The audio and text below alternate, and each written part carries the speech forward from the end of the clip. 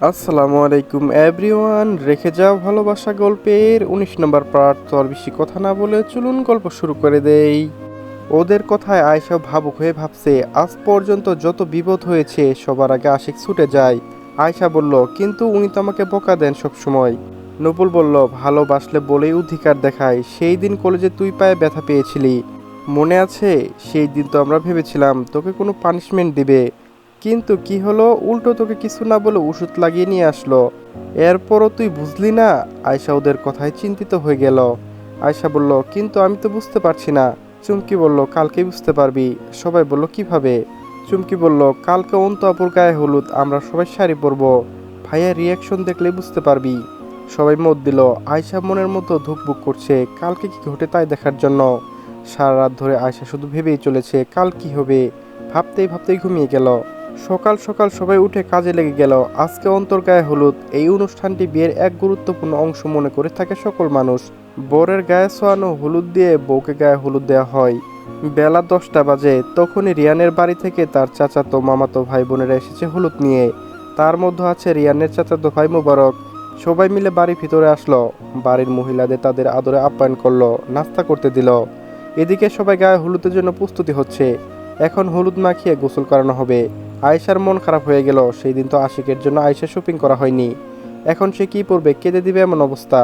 আলমারি খুলে ফেললো, যদি কিছু ভালো লাগে সেটাই পরবে। তখন দেখতে পেল আলমারির ভিতরে দুটো শপিং ব্যাগ। অবাক করে বলল, এটা কার? খাটের উপর নিয়ে গেল, কি আছে দেখার জন্য। যেখানে একটা ব্যাগের ভিতরে চিরকুটে লেখা আছে গায়ে হলুদের জন্য, অন্যটায় লেখা আছে বিয়ের জন্য। খুলে দেখে গায়ে হলুদের নীল কালারের কুর্তি, যা দেখে আয়েশার মুখে হয়ে গেল। সিম্পল ডিজাইন, তবে এত সুন্দর লাগে কখনো দেখেনি। তবে অবাক হওয়ার বিষয়, গায়ে হলুদের সবাই হলুদ জামা পরে, আর এটা তো নীল। হয়তো ভুল করে বিয়ের শপিং ব্যাগের সাথে গায়ে হলুদের কাপড় পাল্টে গেছে। মনে করে অন্য শপিং ব্যাগ বের করলো। সেখানে আয়শার বিস্ময় ঠোঁটের সাথে চোখও বড় বড় হয়ে গেল। এটা তো সেই দিন মার্কেট করতে গিয়ে আমি দেখেছিলাম।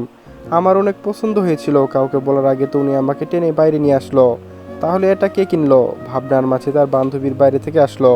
নূপুর বলল, কি রে, কি এখন হয়নি? কতক্ষণ লাগবে, তাড়াতাড়ি চল। আয়শার হাতে জামা দেখে সবাই বলল, আরে এত সুন্দর জামা রেখে বলছিস তোর কিছু নেই, মন খারাপ করে বসে আছিস।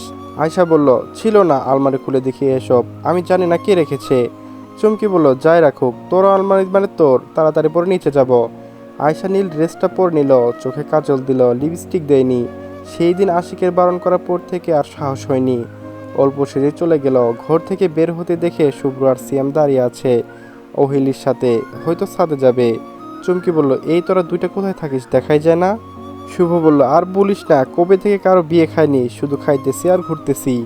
দেখি বিয়ে বাড়ি থেকে কোনো মেয়ে পটাতে পারি কিনা। নূপুর ধূপ করে শুভ্রর পিঠে কিল ঘুষি বসিয়ে দিল।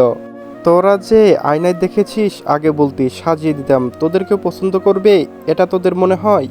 চুমকি বলল, পছন্দ করবে না, তোরা আজীবন সিঙ্গেল থাকবি। শুভ্র বলল, তোরা কি আমাদের বন্ধু নাকি শত্রু রে? সিয়াম বলল, তোদের বন্ধু থাকলে শত্রুর দরকার হবে না। আশিক বসে আছে সোফায়, কখন তার নীলপুরীকে দেখতে পারবে। অপেক্ষার প্রহর শেষ করে নুপুরের শব্দে আশিক সিঁড়ির দিকে তাকালো। এক পা দুপা করে তার নীলপুরী নেমে আসছে আসমান থেকে। আশিক মনে মনে আওড়ালো, নীলাঞ্জনা, সে আমার প্রথম, আমার নীলাঞ্জনা। আশিক চোখ ফিরিয়ে নিল আয়শার তাকাতেই। আয়শা দেখে আশিক সোফায় বসে আছে নীল শার্ট পরে, চুলগুলো সামনে পিছনে ঢেউ খেলে যাচ্ছে। নূপুর বলল, আমার মনে হয় আশিক ভাইয়া তোকে এই ড্রেস কিনে দিয়েছে, এই জন্য তোর জন্য নীল শার্টও পরেছে, তোর জন্য অপেক্ষা করছে। চুমকি বলল, তোদের দেখে সবাই বলবে তোরা কাপল। আয়শা লজ্জা পেল, আশিকের দিকে আর তাকাতেই পারছে না। তাড়াতাড়ি করে সিঁড়ি দিয়ে নেমে চলে গেল বাইরে বান্ধবীদের সাথে। গায়ে হলুদ দেওয়া শুরু হয়ে গেছে। বাড়ির বড়রা আগে হলুদ লাগিয়ে শেষ করলো। তারপর যত বন্ধু কাজিন সবাই একে একে হলুদ লাগিয়ে দিল অন্তকে। তারপর শুরু হলো হলুদ নিয়ে দৌড়াদৌড়ি। কথা নূপুরকে হলুদ লাগাতে যাবে, এই সময় নূপুর সরে গেল। আর অনাকাঙ্ক্ষিত একটা গলায় হাত পরে হলুদ লেগে গেল। কারণ সামনে যে লম্বা ব্যক্তি, তার গাল কথার নাগালের বাইরে। কথা অপরাধীর নেই তাকিয়ে রইল। এই মেয়ে, এটা কেমন ব্যবহার? যাকে লাগাতেই পারবে না তাকে লাগাতে যাও কেন? কথা মন খারাপ করে বলল, সরি ভাই, আসলে আমি বুঝতে পারিনি। আকাশ বিরক্ত হয়ে চলে গেল ফ্রেশ হতে। এইদিকে নূপুর কথার ভয়ে দৌড়াতে দৌড়াতে একজনকে ধাক্কা মেরে তার সাথে নিজে পড়ে গেল তার উপর। কি রে বলে তাকে সে হারিয়ে যাওয়া মেয়েটাকে দেখতে পেল। সেই দিন যার সাথে কলেজে ধাক্কা খেয়েছিল, সেই দিন ধাক্কা খেয়ে সারা রাত ঘুমাতে পারেনি। তার কল্পনায় গেছে, এক কথায় মন চুরি করে নিয়ে গেছে এই মেয়ে। নামটা পর্যন্ত জানতো না, অথচ তাকে দেখার জন্য পরে কলেজের বাইরে দাঁড়িয়ে থাকতো, কিন্তু দেখা মেলেনি। হঠাৎ করে কোথা থেকে হলুদ পরে এসে শুয়ে দিল তাকে। নূপুর বলল, কি হলো, ভাবনার মতো তাকিয়ে আছেন কেন, উঠুন, কানে শুনে না নাকি?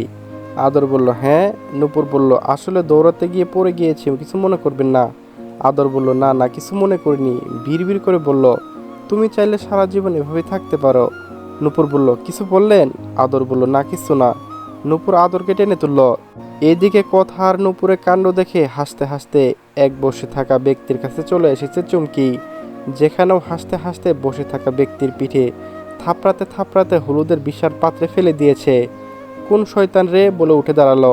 মূলত অর্ণব বসে বসে একটা বড় পাত্রে হলুদ মিশাচ্ছে, এটা নিয়ে অন্তকে গোসল করানো হবে তাই। চুমকিকে দেখে অর্ণব মাথা গরম হয়ে গেল। মনে মনে বলল, এইবার তোমাকে বাকি পেয়েছি, তোমাকে তো আমি আজকে এই পানিতে চুবাবো। যেই ভাবা অমনি কাজ।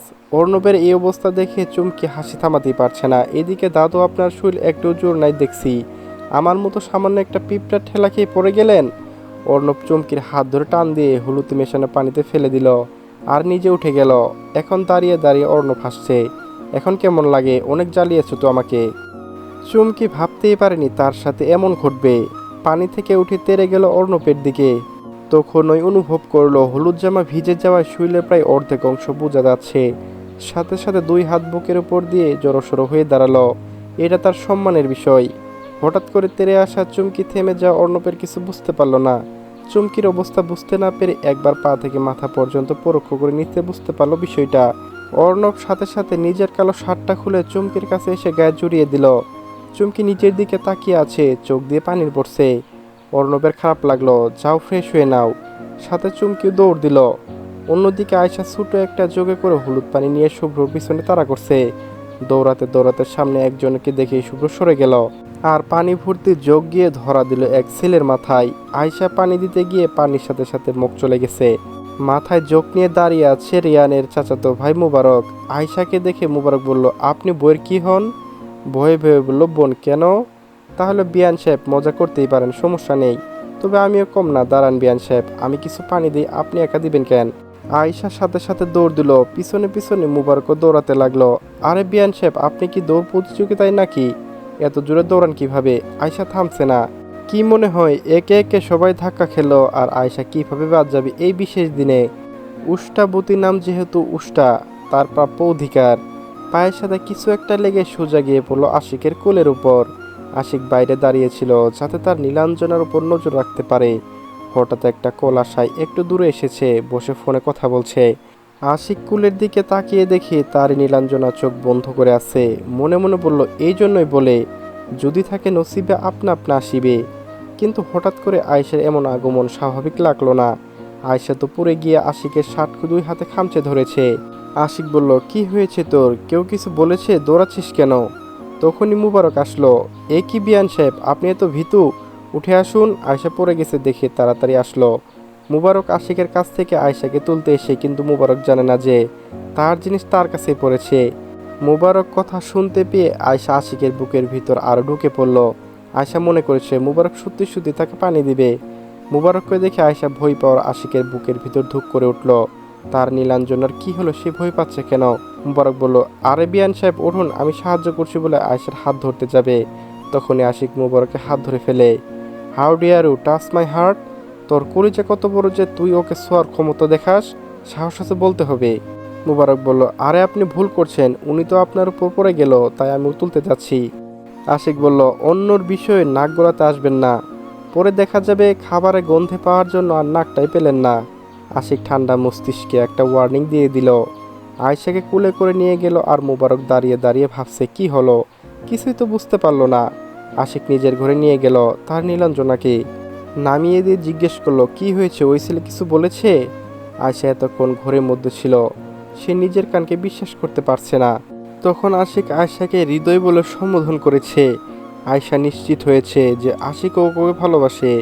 আয়শার মনে লাড্ডু ফুটছে। কি হলো, উত্তর দে। আয়শা আশিকের দিকে তাকাতেই দেখতে পেল আশিকের চোখ রক্তে লাল হয়ে গেছে। আয়শা ভয় পেয়ে গেল। এ কি, আপনার চোখ এরকম লাল হলো কি করে? আপনি বসুন, আমি ওষুধ নিয়ে আসছি। স্টপ, আগে আমার উত্তর দে তুই। ওই ছেলে তোর সাথে বাজে ব্যবহার করেছিল, তোকে খারাপ কোনো কথা বলেছে? না। তাহলে তুই ওই ছেলেকে দেখে ভয় পেলি কেন? আমার কাছে মিথ্যে বলবি না, এর ফল ভালো হবে না। তখন আয়শা বলল, ভুল করে পানি পড়েছিল ওনার গায়ে, তাই উনি আমাকে পানি দিতে চেয়েছিল, তাই দৌড়াতে গিয়ে পড়ে গেছে আপনার উপর। যা বলতে সত্যি তো? আয়শা বলল, হুম। আশিক শান্তি পেল, তার কথাটা ভয় লেগেছে, সে বুঝতে পারবে না। কয়েক মুহূর্তে আশিকের নিজের প্রাণহীন মনে হচ্ছিল। ঠিক আছে, তোর রুমে তো তোর বান্ধবীরা আছে, তুই এখানে ফ্রেশ হয়ে নিস, এখানে তো আমার কাপড় নেই। আশিক আলমারি থেকে একটা ব্যাগ বের করে আয়শার হাতে দিয়ে বলল, যা, আর আমি বাহিরে যাচ্ছি, তুই দরজা লাগিয়ে দে, অন্য কেউ ডাকলে খুলবি না, বলে আশিক দরজা লাগিয়ে দিয়ে গেল। আয়শা দরজা লাগিয়ে ওয়াশরুমে গেল। আশিক বাহিরে আসলো, এখানে অর্ণব, আকাশ, আদর দাঁড়িয়ে আছে, সাথে মুবারকও আছে।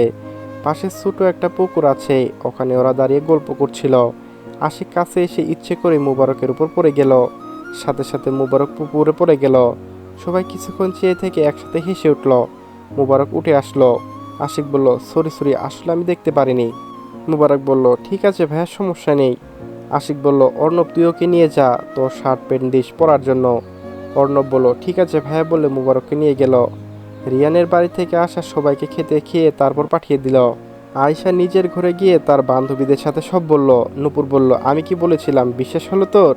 আয়শায় লজ্জাল নাল নীল হয়ে গেল। আয়শা নিচে নামতে দেখতে পেল সুন্দরী একটা মেয়ে দাঁড়িয়ে আছে, বড় আম্মুর সাথে কথা বলছে। এইটা আশিক ভাইয়ের মামাতো বোন, জিন্স প্যান্ট আর একটা টপ পরে আছে। বড় আম্মুকে বলছে, আশিক ভাই কোথায় ফুপি? উপরে ওর ঘরে আছে। বলার সাথে সাথে দৌড় দিল। কিছু দূর এসে মনে পড়ল, কোনটা আশিক ভাইয়ের রুম আমি কিভাবে জানবো? তখনই সামনে আয়শাকে দেখতে পেল। বলল, এই মেয়ে, তুমি এই বাড়িতে থাকো? জি আপু। আশিক ভাইয়ের রুম কোনটা বলতে পারবে? জি।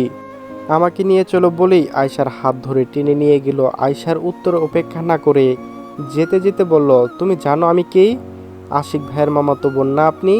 হ্যাঁ, তবে আগে ছিলাম। কেন আপু, এখন কি হয়েছে? আশিক ভাইয়ের সাথে আমার বিয়ে ঠিক করা আছে, সেই ছোট থেকে। এখন আমাকে বিয়ে করার জন্য দেশে ফিরেছে।